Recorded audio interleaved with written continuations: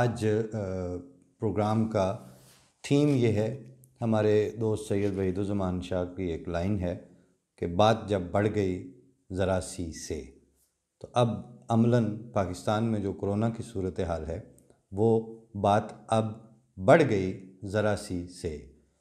अब ज़रा इसको अगर क्रोनोलॉजिकल ऑर्डर में देखते आएँ तो ब्लंडर्स की भी एक रफ्तार रही है और वहाँ पर बीमारी के आने, रहने और फैलने का भी एक पूरा सीक्वेंस रहा है।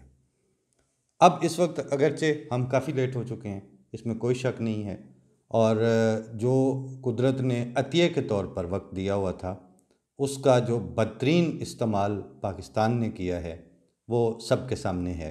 उस पर अब मज़ीद कमेंट करके या उसको मज़ीद हाईलाइट करके तो उसका अब फ़ायदा कोई नहीं है। जब सांप गुज़र गया तो अब लकीर पीटते रहने से कोई फ़ायदा नहीं है। अब सिर्फ ये मौका बाकी है कि अभी एक जगह से सांप गुज़रा है और अभी उसने आगे एक जगह पहुंचना है। अभी दरमियान में एक फ़ासला है, उस फासले तक जाते जाते अब कितने, यानी एक जगह से वो गुज़रा है, वहाँ से वो नुकसान करता हुआ गुज़रा है, लेकिन अभी उसने अपनी मंजिल पे पहुँचने में अभी उसे कुछ टाइम चाहिए। उस वक्फे के दौरान वहाँ जहाँ तक उसने पहुँचना है वहाँ तक पहुँचते पहुँचते वो जो नुकसान पहुँचा सकता है और उसमें से बचने के क्या क्या सूरत हाल है, एक कोशिश करके देखने में, क्योंकि जो है वो उम्मीद का दामन ना छोड़ने की एक प्रैक्टिकल शक्ल ये होती है कि जब तक सांस में सांस है, जब तक सूरत हाल पर ऐसे आंखें खोल के देखने की ताकत बाकी है, उस वक़्त तक बोलते रहना है और उस वक़्त तक बात करते रहना है। अल्लाह जाने कहाँ खुदा ताला को रहम आए और कहाँ वो तौफीक दे दे इंसानों को कि वो अपनी उन चीज़ों को रिव्यू भी कर लें और उनके ऊपर जिसे कहते हैं ना कि एक तो वो हमारे वज़ीर आज़म का मशहूर ज़माना यू टर्न है, एक पब्लिक का यू टर्न होता है कि आप सोशली बहसियत कौम कहाँ से यू टर्न ले लेते हैं, शायद उसकी तौफीक मिल जाए। पहले ये बता दिया जाए कि बग़ैर किसी लगी लिपटी के रायवेंड इज्तिमा पहला मौका था कि जब बड़े लेवल पर गैदरिंग थी, कोरोना डिटेक्ट हो चुका था पाकिस्तान में और गवर्नमेंट्स की तरफ से उनको कहा गया कि इसको ना करें, ये पब्लिक गैदरिंग में फैलाने का बायस बनेगा।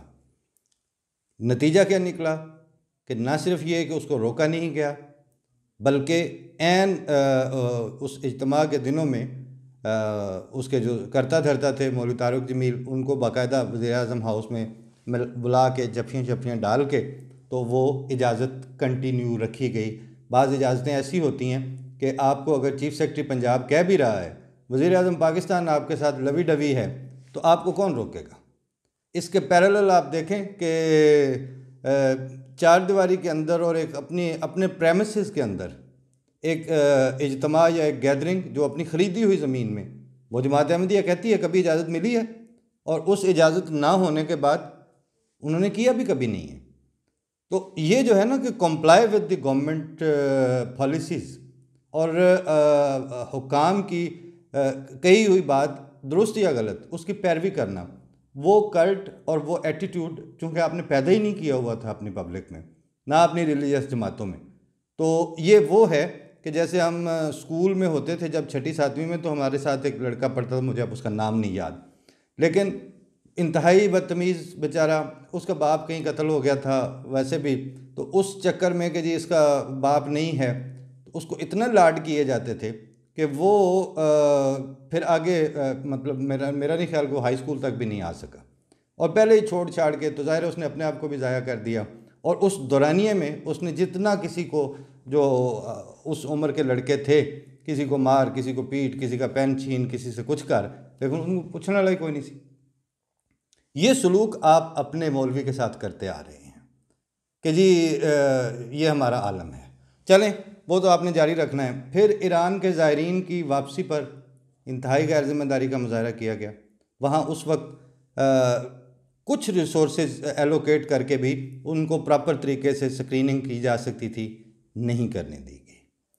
फिर जिस वक्त लोग उम्रों और हज्जों से वापस जाते थे या ममालिक दियार गैर से वापस जाते थे, उनको भी वहाँ ये इतलाएँ थीं कि जनाब पैसे लिए और जाने दिया, और वो जब गया तो उसने फिर आगे 32 30 40 लोगों को मरवाया या उन तक वो इन्फेक्ट किया, होता रहा।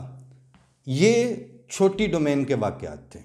बड़ी डोमेन का वाक़या क्या हुआ, सदर पाकिस्तान ने जिस वक्त इस इशू के ऊपर लॉकडाउन या फासला डेवलप करने या कुछ स्ट्रेटजी डेवलप करने का वक्त आया, उन्होंने डॉक्टर्स और माहिरीन की गैदरिंग करने की बजाय ईवान सदर में उलमा बुलवा लिए। उसके बाद क्या बयान दिया कि जी उन्होंने इजाज़त दे दी है सदर पाकिस्तान ने, हालांकि उलमा ने सदर पाकिस्तान को इजाज़त दी थी। अमली सूरत हाल ये थी। तो वो हरकत भी सरकारी तौर पर हुई। फिर तरावियों और रमज़ान पर फटे खड़े हुए। फिर सूबे और मरकज़ और सिंध वर्सेस इस्लामाबाद की इंतज़ामी रस्साकशी, ये वज़ीर आला आगे निकल गया, वो वज़ीर आज़म पीछे रह गया। इस चक्कर में आपने उस दरिंदे यानी कोरोना और दूसरे दरिंदे यानी मौलवी, उनको खुल खेलने का मौका दिया और किसी ने कुछ नहीं सोचा। डॉक्टरों और पैरामेडिक्स का जो उसके फ्रंट लाइनर थे, उनका जो हशर होने दिया, उन पे जो लाठीचार्ज हुए, वो भी मीडिया की खबरें हैं। अब बार बार उनको किस किस चीज़ को आगे लाएं। इक्विपमेंट के ऊपर आप मुंह देखते रहे लोगों का, इमदाद की बातें होती रहीं, लेकिन कितनी देर लगती थी। मलमल के कपड़े की 2 तहों से मास्क खुद बन सकता है। सैनिटाइज़र्स बाकी जगहों तो मुझे नहीं पता, लेकिन रवा में तो लोगों ने खुद बना के, तो वो ह्यूमैनिटी फर्स्ट ने अपने लोग, अपने ही नहीं गैरों को भी, ये कोई बड़ा रॉकेट साइंस नहीं थी। उसके ऊपर आपने थोड़े वसाइल से हो जाने वाले काम के ऊपर कोई ध्यान नहीं दिया। एक फैक्ट्री की इतला मिली, वो कोई थे भाई जिनका गारमेंट्स फैक्ट्री थी, उन्होंने जल्दी जल्दी उनके वो जो एहतियाती लिबास होता है, हिफाजती लिबास, वो सीने पे लग गए, तो उन्होंने वहीं पे बना लिया। कोई पाकिस्तान के बाहर कोई ऐसे नहीं थी कि जो चीज़ें इसके लिए चाहिए थी वो कहीं दूर से आनी थी, कि तरियाक जो है वो इराक से आना है और इराक तक पहुँचे कौन, वो तरियाक वहीं बन सकता था। आपकी प्रायोरिटी लिस्ट दुरुस्त नहीं थी, आपकी तवज्जो तरजीहात का इंतहाई ब्लंडर था उसके अंदर।